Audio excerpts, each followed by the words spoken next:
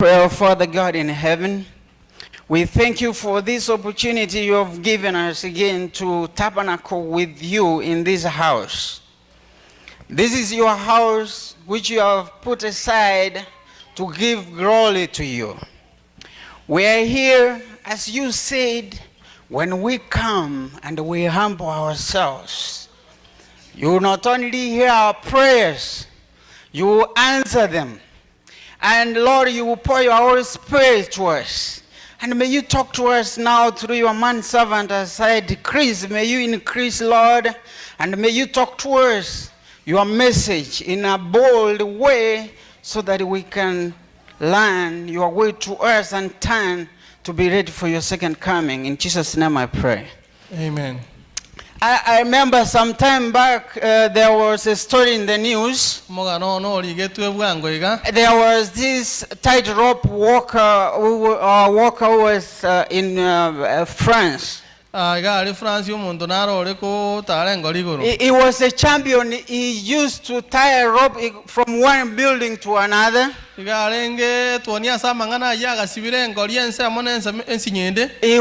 tie a rope on one side of the river and he closes over. And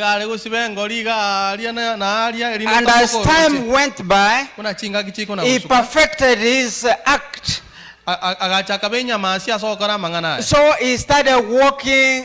You have to blindfold him, then he can walk on a tight rope. And he will walk on that tight rope from one side to another. Now in New York, one promoter read these stories. He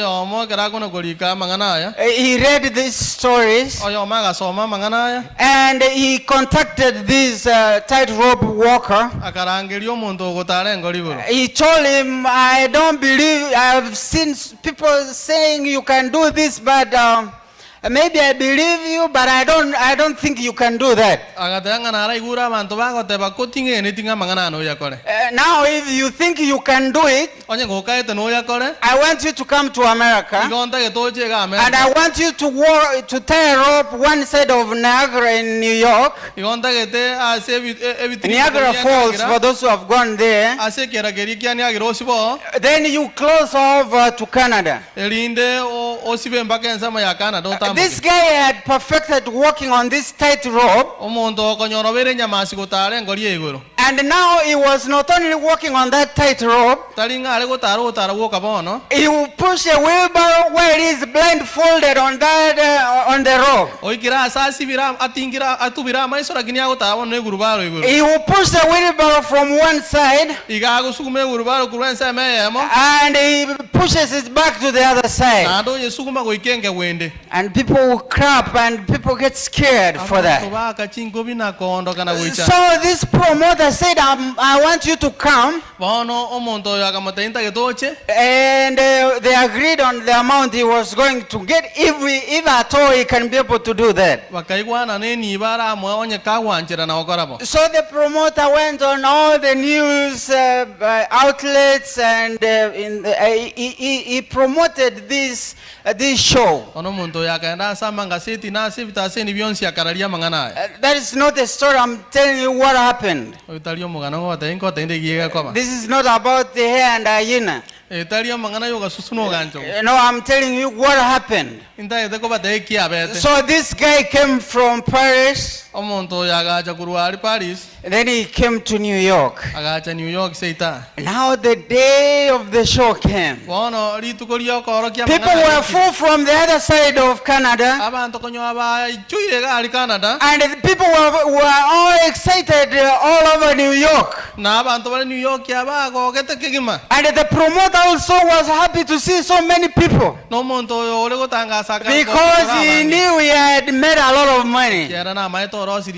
But he didn't care about this guy because he knew he was going to fall over. But the tickets were all sold. So when it came, the guy came with the wheelbarrow. Then he put it on the side of New York. The promoter said, you know, I think what you are using is not all that blind. I want to tie myself. Make sure you don't see nothing. He tied himself first to try to see, he saw nothing. Then now he was sure this guy has been lying to us. Let's go watch going down. Then he tied the guy. Then they carried him up. Then he was at the edge of the rope. The guy fell the rope. At the edge of the rope. Then he walked slowly. Increased the pace. He walked. He was in the middle of Niagara Falls. He was in the middle of Niagara Falls. He went all the way to the edge. He didn't jump over. He turned around. He came majestically with all the boldness. He came to the side of New York. The promoter was sweating. Everybody was scared. They thought it was magic. They thought it was a miracle. But they were hitting themselves to think maybe they are not dreaming. It's happening. Then the guy came and jumped over. Then he asked this guy, the promoter, do you believe I can walk in this rope? He said, I think so. You have walked. Do you believe I can walk? You said you didn't believe. Now do you believe I can walk? Say, I think so. You know, you can walk. You can walk. He asked him the third round, do you think do you believe I can walk? Do you believe I've walked from here back and forth? The guy said faintly, yes, I think. Then he asked him the last question. You know, the show is just beginning. He told him, now we are starting the show. If you believe that I can walk on this tight rope, you challenged me, I've done so. Now is the time for the wheelbarrow. And I'm not going to push this wheelbarrow alone. I have to push the wheelbarrow while you are seated inside. Do you have faith that we can cross over? I don't know how many of you, if you were the promoters, how many of you could jump into that wheelbarrow with a blindfolded man? We're on a tight rope. Then we cross over Niagara Falls. Let me see for a show of hand how many of us will jump into the wheelbarrow. That is the problem God has with us. Let's go to the book of John chapter 3 verse 16. John 3 verse 16. We have been memorizing it too much, but we don't understand. What does it talk about? The book of John chapter 3. Let me know how you have memorized or you understand. I don't know whether you understand or you hear this first. Okay, let's go. Are you guys here? Don't jump into the wheelbarrow. Hold on before you decide if you are jumping. Already you have decided, but hold on first. Now the Bible says, book of John chapter 3 verse 16. Read your version you are reading. I'm not going to church you. For God so loved the world that he gave his one and only Son, that whosoever believes in him shall not perish but have everlasting life. Okay, let's go. For God so loved the world. Yeah. So loved the world that he gave his only begotten Son, that whosoever who believes in him shall not perish but have a life. Okay, there are one or two things here. There is God here. There is his Son here. There is a giving here.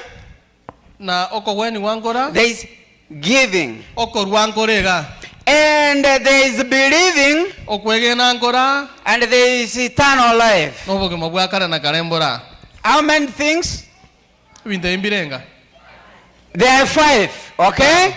One is God. God in physics is a constant. You know, for those who are excited about science, God is a constant here. The book of Malachi chapter 2, it says God never changes. God is the same yesterday, today, and forever. He never have gray hair. He never have bald hair. He's the same. And I long to be in heaven, where we will never grow old again. This God is a constant factor. He's here. He gave his only begotten Son. This is another constant factor. It's not going to change. But here we say, whosoever believes. This is a variable, it's not a constant. This is a probability. What is the probability that today is going to rain? That we are not sure of that, right? And we might be sure that it's not going to rain, it turns out to rain, right? But when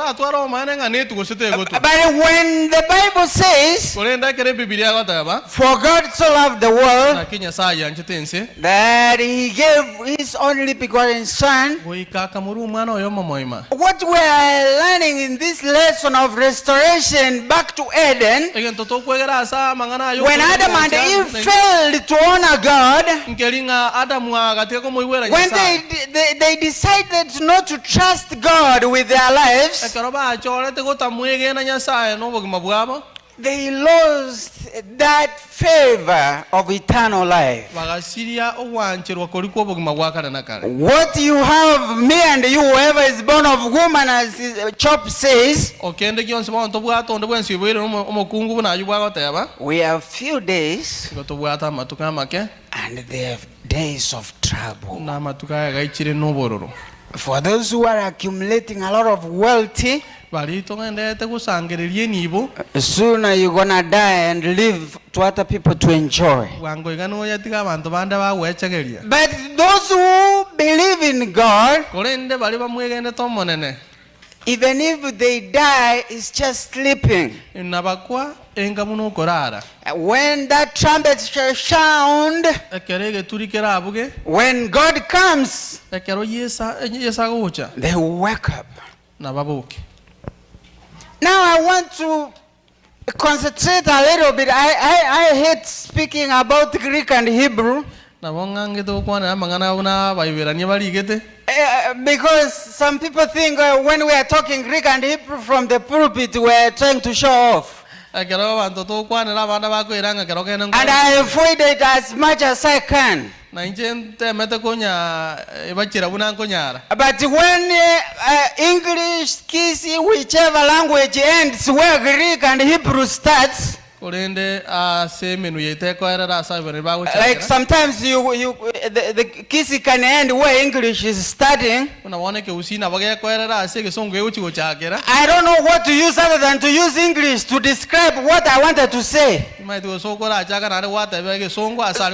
sometimes when English fails to express itself, then we have to go to the original source. And now I want us to look a little bit at this verse, John 3 verse 16. And the only person who was closer to interpret it or divine this closely is a Revised English Bible. Not Revised Standard. If you have your phones when you go later on, or if you have, I can allow you, but don't check WhatsApp and Facebook. If you look at your Bible, the Revised English Version, is anybody here have the Bible? I have seen people with phones scrolling. Nobody has it? Revised English Version of the Bible. Anybody? Nobody. Okay. Yeah, so the Bible says, for God so loved the world that he gave his only begotten Son. Now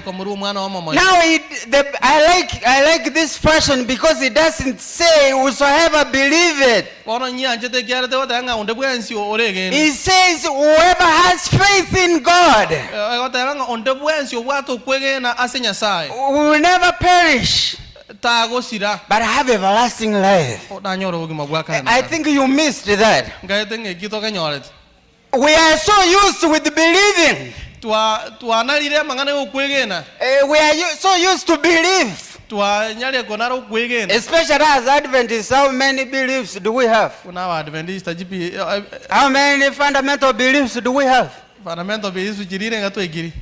14? 28, 29, I don't know, Pastor, you have a lot of work to do here. We have 28 fundamental beliefs, right? Oh, 29, how many?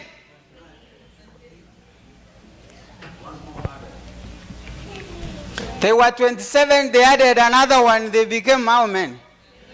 And then I'm told, elder tells me they have added another one. I don't check them most of the time.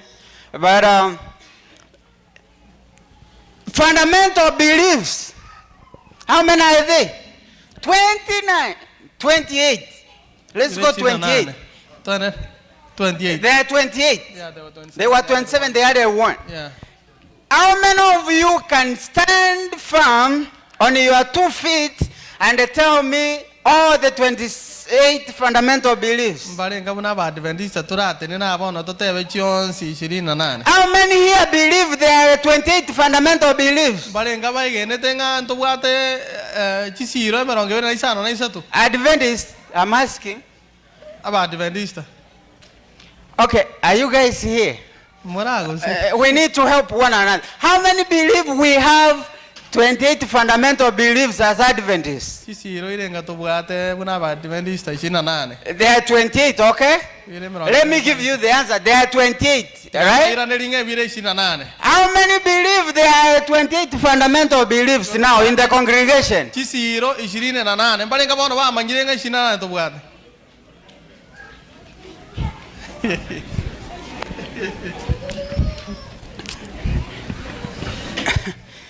I don't know what I'm going to say. But probably before I go a little bit further, it's easier to believe in God Negento kire kiororo kumwege na Nyasaye. How many believe that there is God? Bali ngabe ngende nga Nyasaye naro. Amina. Amen. Praise God for that. Nyasaye kwa sayo. Let's go to book of James chapter 2 verse 19. Yatenda Yakobo ibere kebungo ge komena kia. The book of James chapter Kitabu kia Yakobo chapter 2 verses 19. ibere kebungo ge komena kianda. My Bible says, you believe that there is one God. Good. Hey, did you guys, there's a lot of noise here. But don't concentrate there. You will decide, you will tell them what we were learning, because it's very important to them to also to know the difference between what I'm going to say today. The Bible says, which verse did we read? James chapter 2 verses what? It says you believe there is one God? Good. Excellent. 110%. Actually it's 200%. If you believe there is God, you are excellent. 200%. But before we start celebrating that we have a perfect score, let's go a little bit. It says, it changes the tone. It says, let me whisper to you. You believe that there is one God in heaven? Even the devil, Satan himself, he believes that there is God. Not only believing that there is God, Satan himself, he doesn't only believe that there is God. No, let me go a little bit. Let me push it a little bit to the end. We are walking on this rope. We want to cross over Niagara Falls and back. It's nice to believe that there is God. Even the devil himself, he believes there is God. And he does not only believe, he shakes in the name of the Lord. So if we believe that there is God, excellent job. The devil also believes there is one God. What's the difference between you and the devil? Okay, I'm coming. I'm asking believers. You have been believing that there is God. There is one God in heaven. Yes, even the devil believes that one. Actually, we don't shake. We come to church as if we own it. And sometimes even in the church we have taken title deeds of where we have to sit. If you get somebody in your plot, you tell him you forgot, that is where I sit, move the other side. We don't shake that we're in the presence of God. But the devil, Satan, he shakes. That is why he escorts his angels, me and you, those who only believe in God. He's waiting for us at the door. He's not coming here because he shakes. That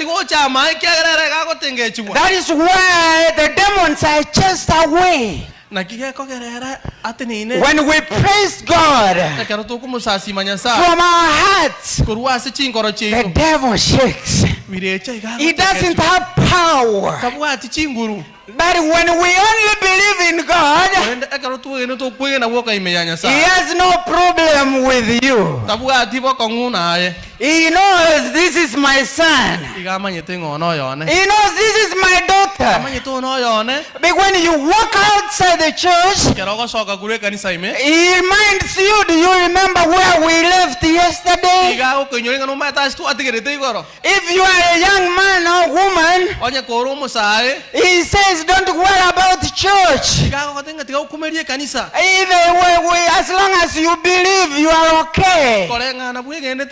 Remember, you have a date today. Who do you give your heart? Many of us, we have taken our heart and we have put it on the spears and taken it to the devil. And the devil is so happy. He is not worried. Hey, did you guys miss that? Did you miss or did you get it? I want us to be on the same level. I wish I can come down here. If you believe there is Jesus, my brother, and He is in heaven, He was crucified, He died, He rose, He went to heaven. The devil believes all that. He was there actually when it happened. He doesn't care about that. He welcomes you to His camp of believers in Jesus. But He is scared when you move from believing to have faith in God.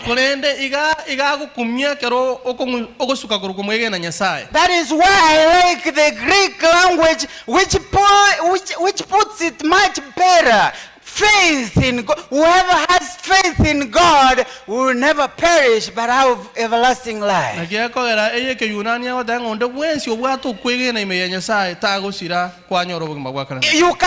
can believe in God, but if you don't have faith in Him, it's nothing. How many things do we do because we believe in God but we don't have faith in Him?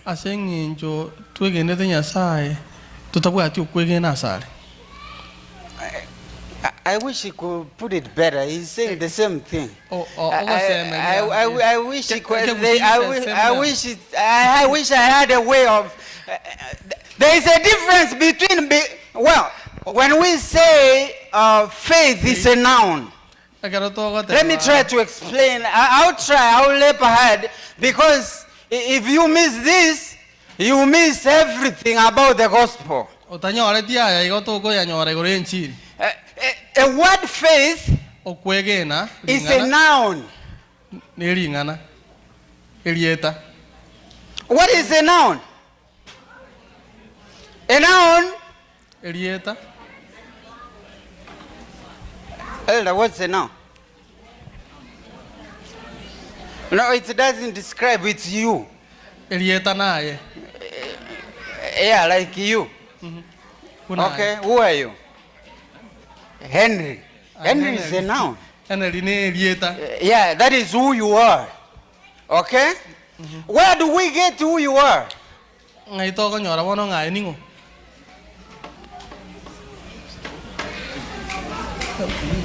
A noun is a name of anything, including Henry. I don't know what is Henry anyway.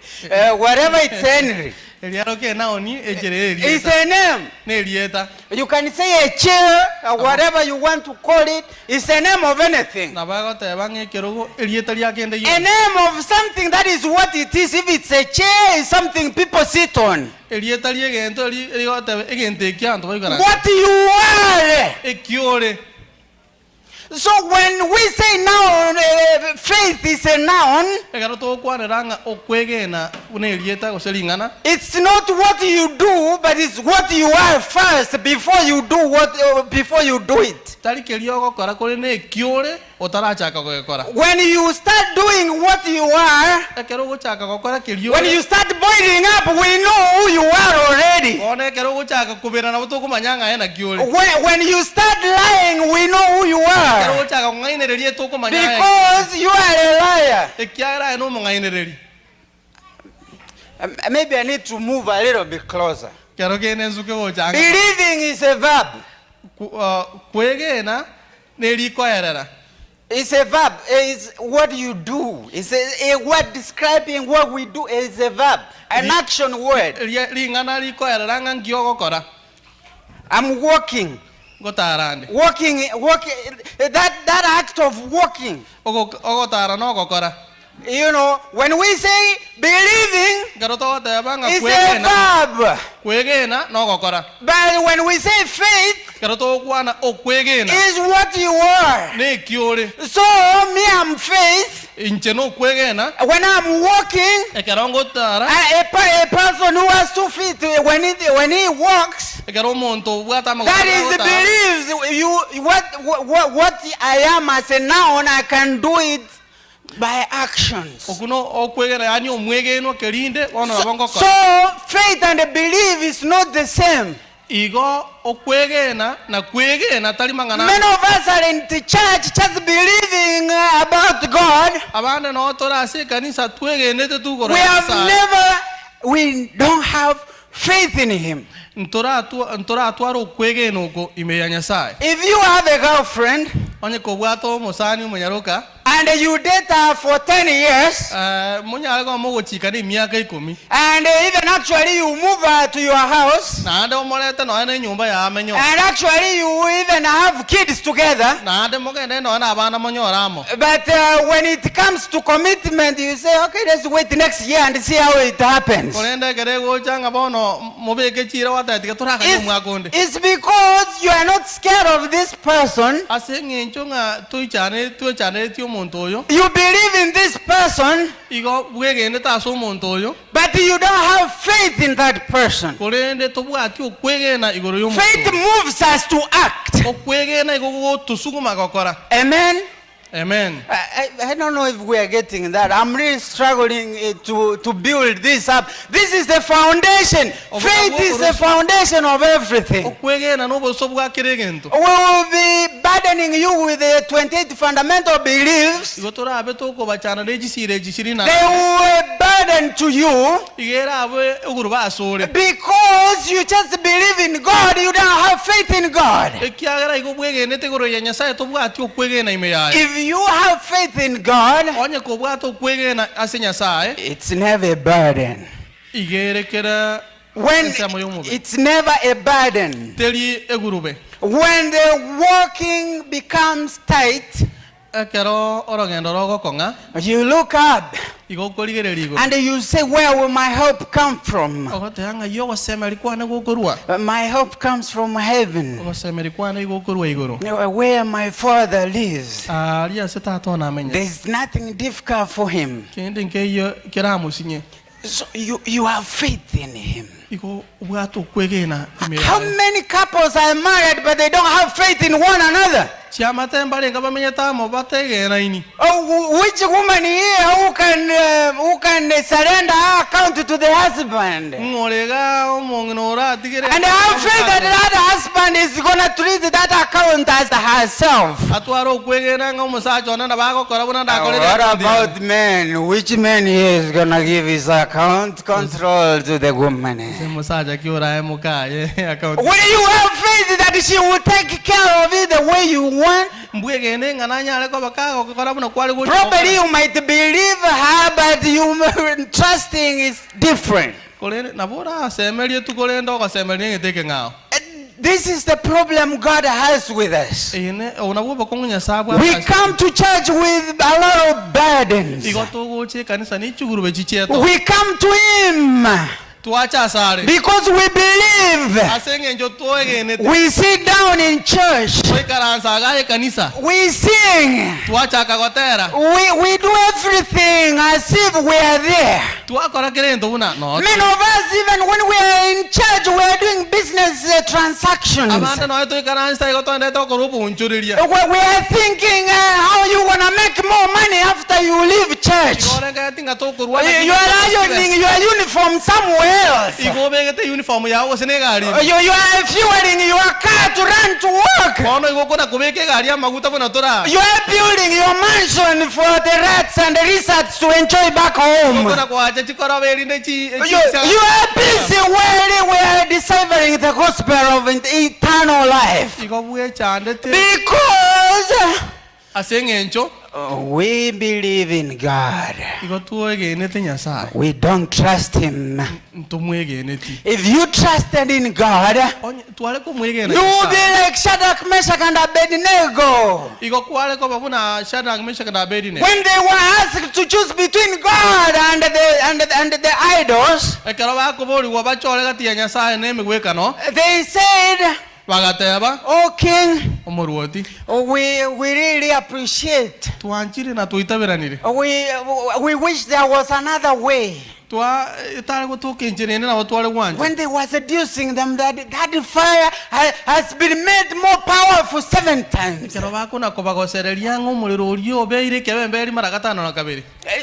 We wish, man, you are so nice. You know, you need this money. You need to come to work on Sabbath. Man, God knows you need to pay these bills. How does God know you stay in America? He brought you here. Hey, let's go, man. Shadrach, Meshach, and Abednego, because they not only believed in God, but they had faith in God. They said, "Oh King, you can make it more powerful 14 times, but let it be known to you and everybody else that we will not worship any other God than this God of heaven and earth. We have faith in Him, not in you. If He will help us, if He will protect us, if He will bring His fire marshals, His fireproof vests to protect us. But if He will decide today that, hey, you people, you're going to be burnt and be ashes, we are not going to kneel down. Amen. Amen. That is faith. It moves beyond believing. If you only believe in God, you are the greatest devil ever lived in church. You come to church, you have never changed. You are coming to church to see what others are doing. When the gospel is being preached, you are preaching the gospel. You never preach the gospel of the kingdom. You preach the gospel about one another. You bring others down. You don't help them to see God. If we have to make a change, we have to have faith in God. The same God who does impossible things, He is capable of taking care of you. God will take care of you if you trust in Him and have faith in Him. Who is your hope built on? Who is your hope anchored?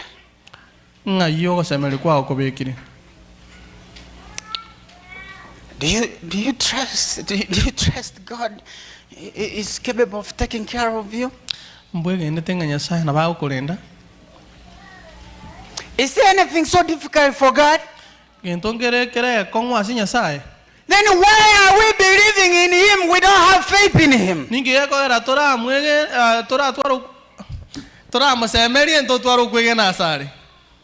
Why do we come together as a family each day to thank God who has taken us to work and back?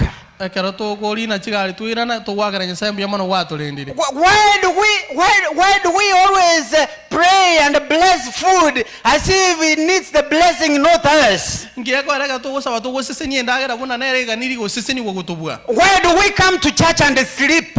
Ningiyeko tuguchi kanisa. How many will be paid if you go to work and sleep? Barenga bara akanu iseko endega asiora aro. How much will you be paid at the end of the shift? Ekero koino kaire ngora aganu. Why do we come and sleep? Because we are tired. But I thank you that you came. But you need to move your belief to another level. Have faith in God.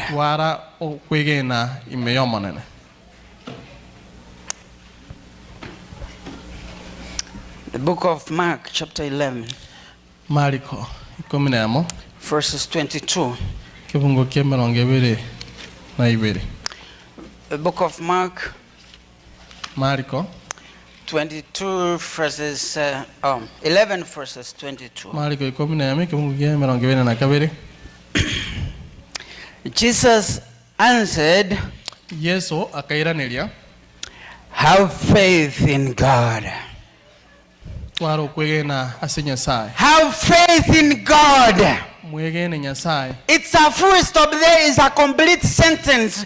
Mark 11 verses 22. He says, have faith in God. Full stop. Hey, did you guys get that?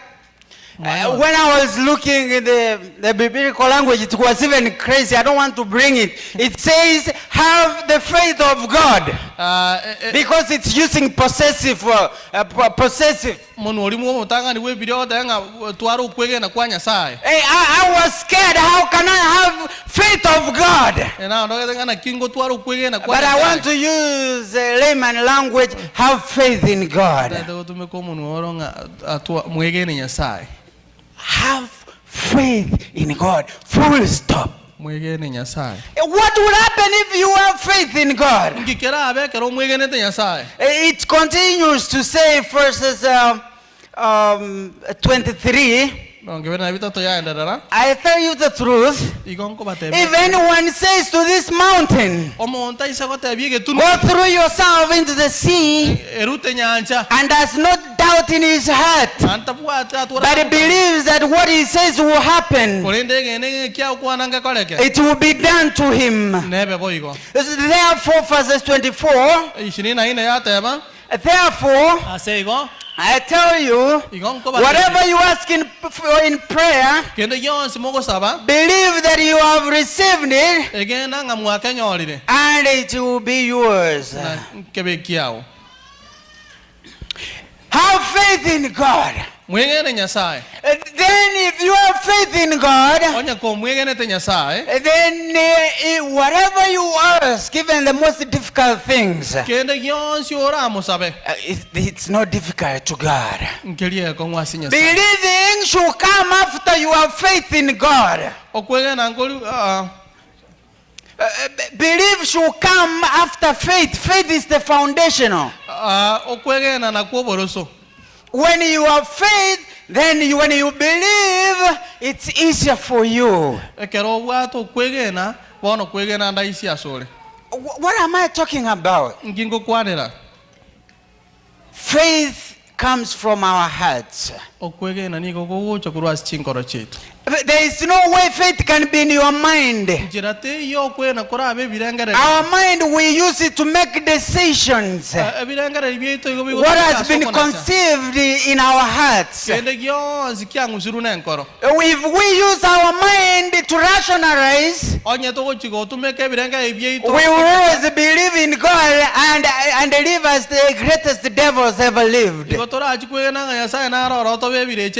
Why do we have Christians who kill one another as if it's a game?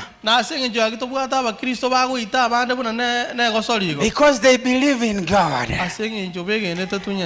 But they don't have faith in this God who is love. When you have faith in God in your heart, then believing it's so easy. When you have faith in God in your heart, you know when you get every income you get, 10% belongs to God.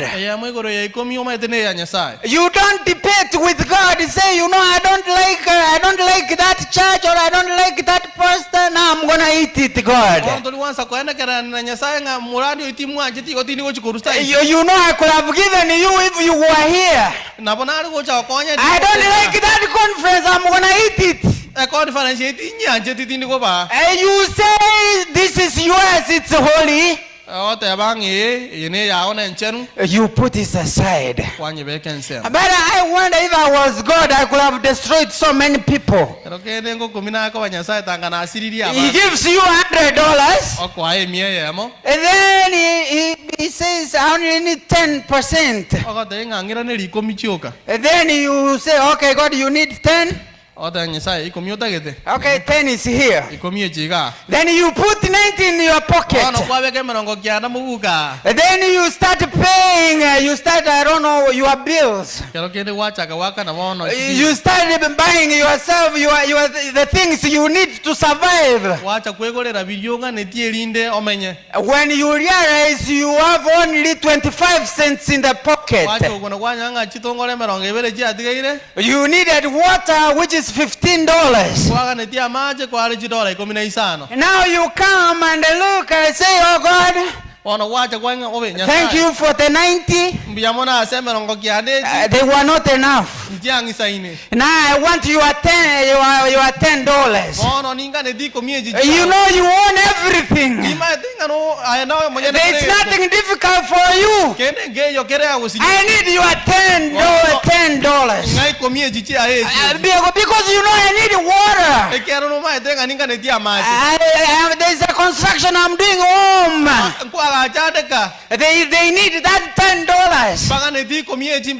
And now, God, I will see you next time after 2 weeks.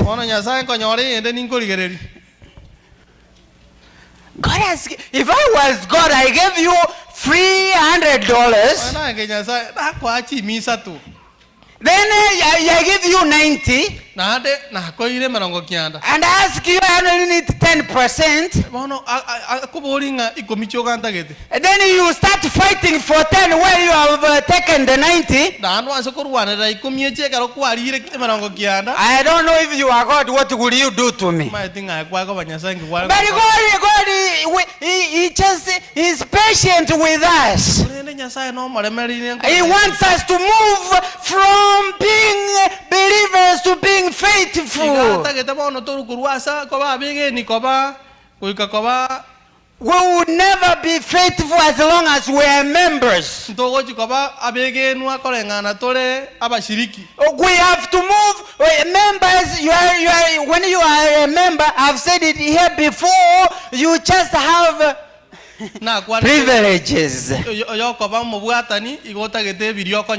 You have privileges, you don't have rights. Like when you have a green card. I know so many people who have been taken back to their countries. They were permanent residents. They were members of this country, but they were never citizens. When you move from being a member of a church to be a faithful citizen of God, you don't worry about nobody. Many of us were so scared. What is so and so gonna say, talk about me? We are living yesterday when we should be living today. We are scared of these people who cannot only destroy the body, but they can't destroy the spirit. They can't destroy the life either. And God has called me to preach this message so that people can move from being church members, from being permanent members of Adventist church, to be his children. It's easier when you have faith in God. When you have faith in God, when you go next time to look for a job, when they ask you, will you work all 7 days? Indicate you are not going to work on the Sabbath because you believe it belongs to God. Then you go and petition God. Tell him, God, you know I can't go to work. I'm ready. I want this house to be foreclosed. Foreclosed. Let's continue again. But I'm not going to work. That is faith. That is not believing. Am I talking to anybody, my brothers and sisters? That is not believing. It's faith in God. Challenge him. Challenge him. Tell him, I want to see you have been saying you are the creator of heaven and earth and everything. Let me see you do this one. The Bible is not a storybook. We have seen God doing wonders. When the children of Israel were crossing from Egypt, he made the sea to be like a dry land. They walked by faith. I don't know which language I'm going to use. When we go to the Hall of Fame of fathers of our faith, in the book of Hebrews chapter 11, it brings something else more than being believers. They were not only believers. Many of the things they were doing, I could not accept them in my church. But they are fathers of our faith, fathers and mothers of our faith. What made the difference? I want to give you that, then I can sit down. What made the difference? Now faith is being sure of, for 11 verses 1, it says, now faith is being sure of what we hope for.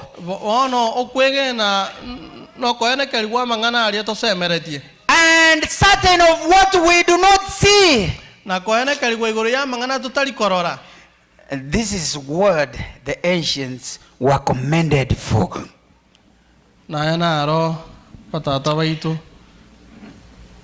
Faith, I don't know, is being sure. Is being sure you will get that job, not by your own merits. Because your Father in heaven wants you to have it so that you can give glory to him.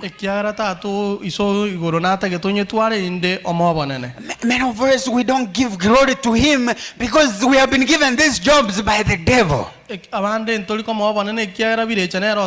didn't come here to condemn anybody. I want to help you to be on the silver side. You know, many of you don't know me. I was a biological Adventist. I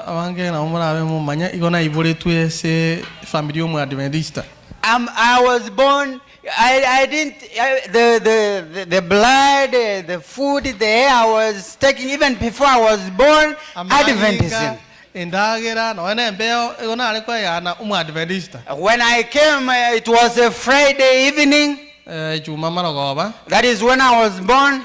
The following day was Sabbath. And I rested. So from there, Adventism was me. I could see it in our house. I would see that church. It was not difficult for me. Because when we go home and the people are drinking running water, I will not waste my time to drink that water, because I know there is a cold boiled water back home. Because I was told that running water has some worms. If you drink it, it will make your stomach uncomfortable. I was not taught to drink boiled water to go to heaven. But there are some who believe they have to boil water to go to heaven. I'm not going to go there today. But I grew up, and as I grew up, I found out I was not only a biological Adventist. My father was a pastor. Many of you might not understand what it means to be a pastor's kid. To be an Adventist and a pastor's kid. If I were to explain it a little bit, it's something like telling you go get your Bible, boil it, and drink the soup.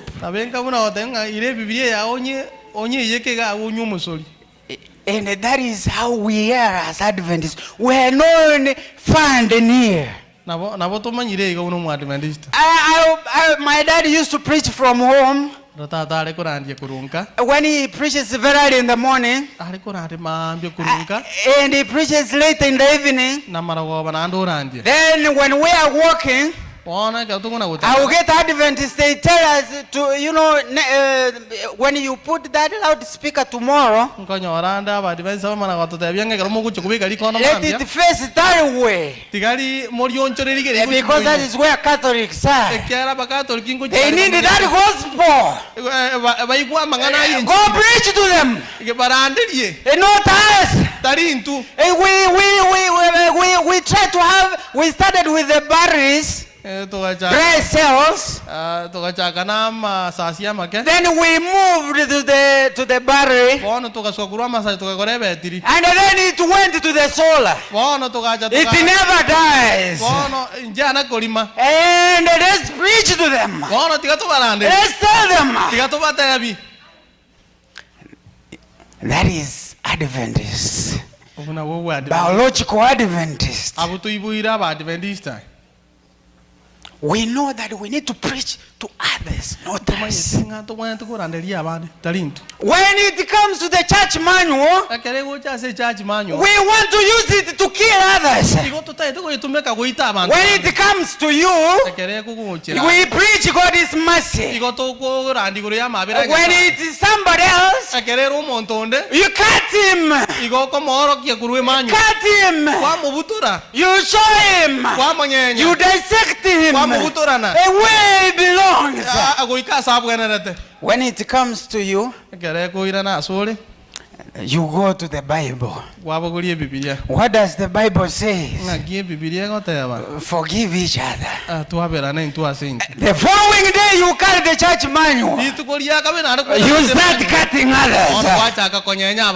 That is an Adventist for you. A believer who doesn't have faith in God. There are so many people who be lost because not that they didn't come to church, but they came to church. They were not helped to move from believing to have faith in God.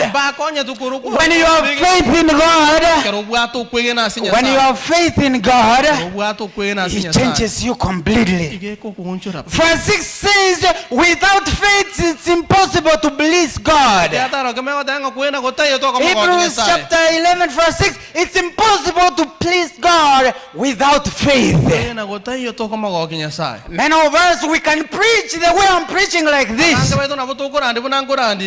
and we will be the dry coal in hell. Why? Because we never moved from believing in God to have faith in God. When you have faith in God, your world turns upside down. When you kneel down to pray, you are like Jacob, he wrestled with God.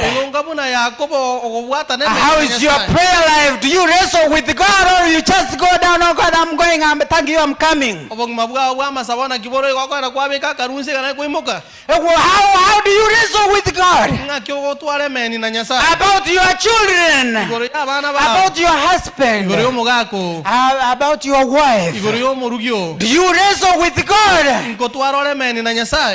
How do you deal with the difficult situations in your life? The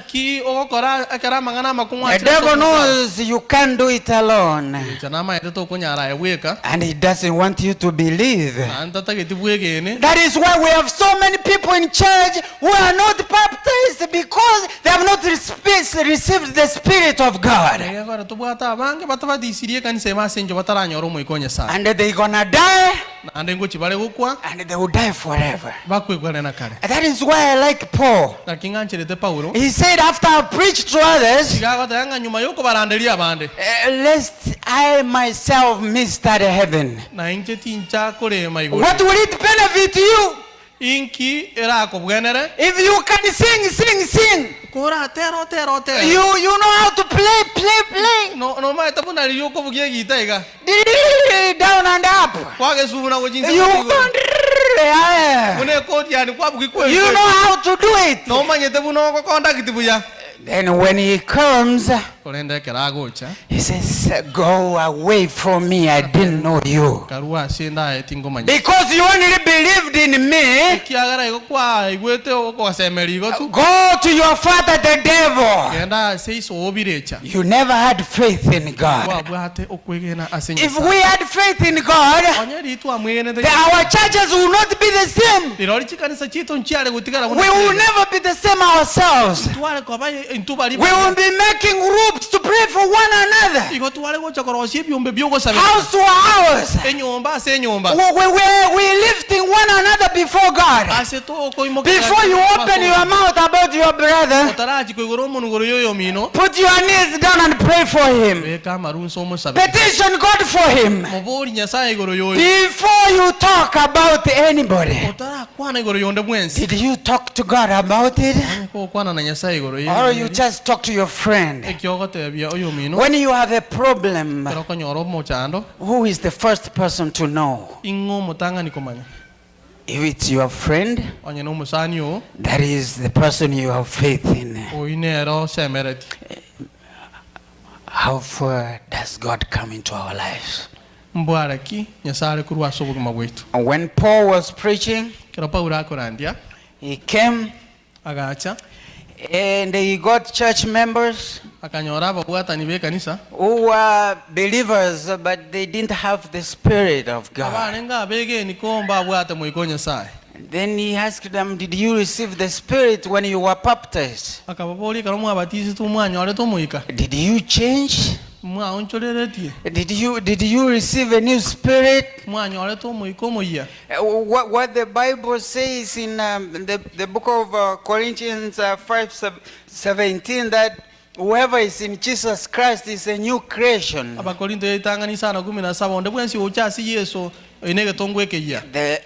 past is gone.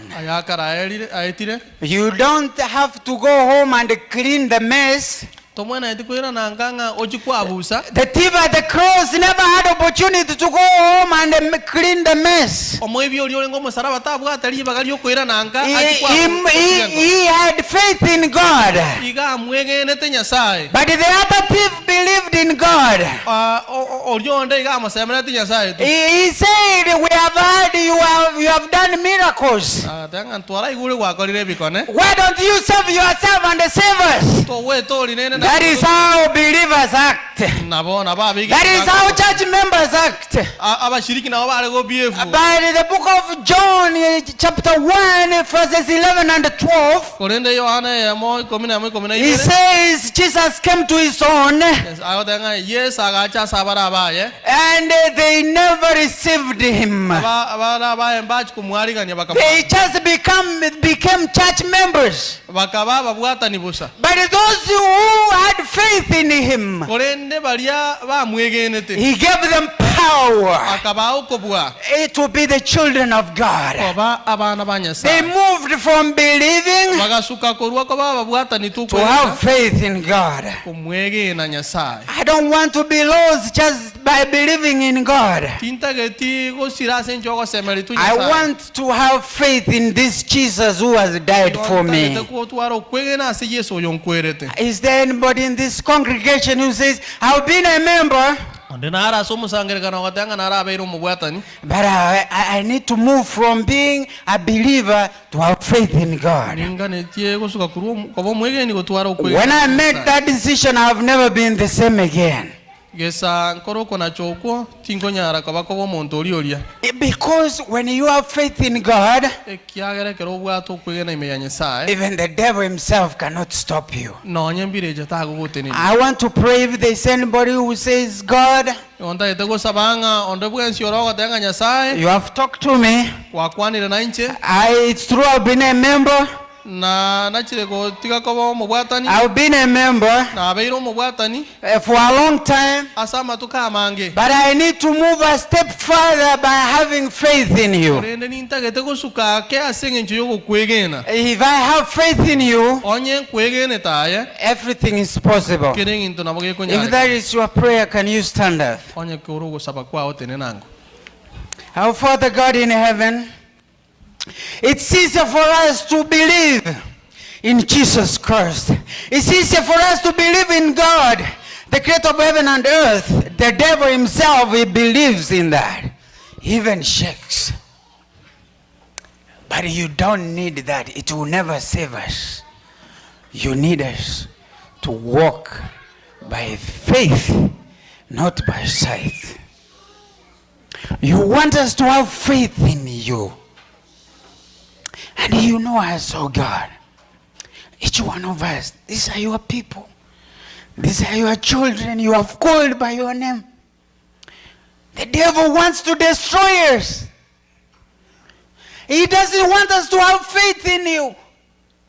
The way we come to church so tired, and we don't even support your mission, the purpose. We are here working so hard to maintain this body, this life in America, buying ourselves beautiful graves to be buried on. But those who have faith in you, even if they die, when you come again, they'll be with you, Jesus, in paradise. And my prayer is, your sons and daughters here, who you have talked to in a special way, that they not only believe in you, but have faith in you. You have power to transform them because they have accepted you, the only true God in heaven, and Jesus Christ whom you have sent. May you transform us completely when we go from this place.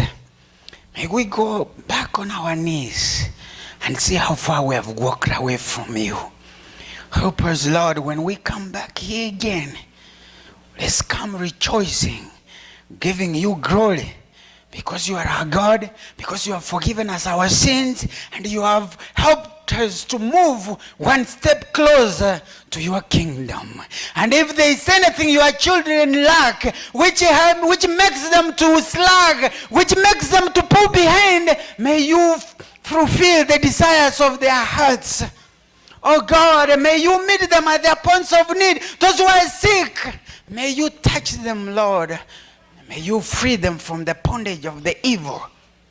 And above all, Lord, I pray with tears in my eyes that let us not waste time in our church.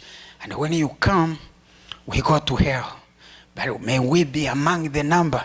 Those who hoped in you, who had faith in you. We welcome you in Mount Pisgah and say, this is our God. We have been waiting for a long time. Let's go home where we will live and be happy. Where there will be no more death, no more sorrow, no more sickness, forever and ever.